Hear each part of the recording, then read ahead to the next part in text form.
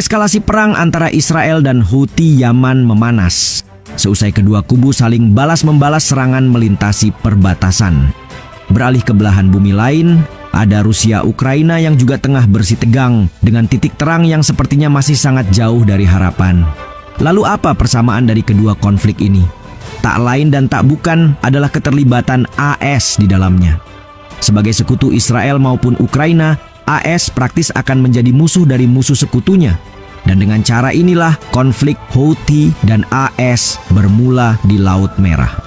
Sejalan dengan itu, lawan-lawan dari sekutu AS bisa saja bersatu untuk menghadapi musuh bersama, sebagaimana yang terjadi pada Rusia dan Houthi saat ini.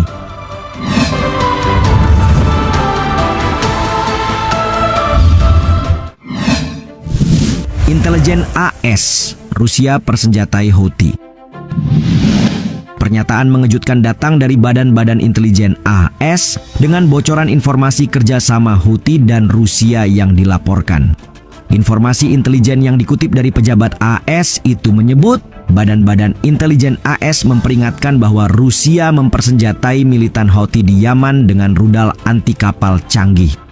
Wall Street Journal juga mengungkit surat rahasia itu merupakan pemantik dari informasi intelijen. Dalam artian, desas-desus muncul ketika Komando Pusat AS Eric Kurilla mengirim surat rahasia kepada Menteri Pertahanan Lloyd Austin terkait kegagalan AS menghadapi Houthi di Laut Merah sehingga diperlukan pendekatan yang lebih luas. Kurilla juga menyerukan potensi tindakan militer yang lebih kuat dan pendekatan seluruh pemerintah yang menurutnya akan meningkatkan tekanan diplomatik dan ekonomi terhadap Houthi. Adapun menurut surat kabar tersebut, Washington bekerja di belakang layar untuk menghentikan transfer senjata yang dimaksud, di mana Gedung Putih melakukan upaya diplomatik melalui negara ketiga untuk menghalangi Rusia melakukan transfer senjata. Middle East Eye melaporkan pada bulan Juni bahwa Arab Saudi telah membujuk Rusia untuk tidak menyediakan rudal jelajah anti kapal kepada Houthi. Namun, Badan Intelijen AS menilai bahwa Moskow memperbarui upayanya untuk mempersenjatai kelompok Houthi karena alasan tertentu yang akan diurai dalam poin selanjutnya.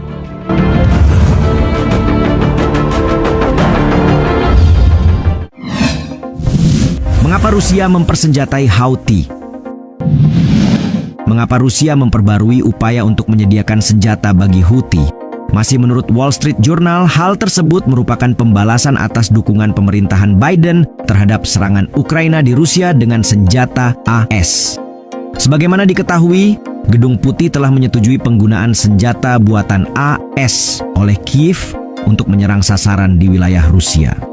Sejalan dengan itu, para pejabat AS telah melihat indikasi baru-baru ini, terutama karena Putin mengungkit kebijakan Gedung Putih terhadap Ukraina yang menurutnya dapat mendorong Moskow untuk mempersenjatai musuh AS.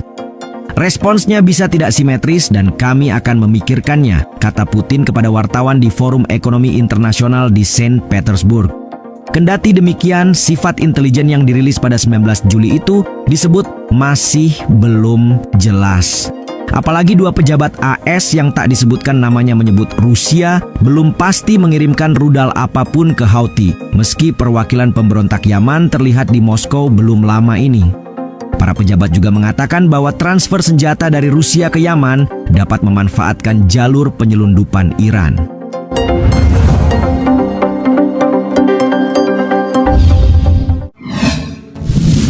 Spesifikasi rudal anti kapal P-800.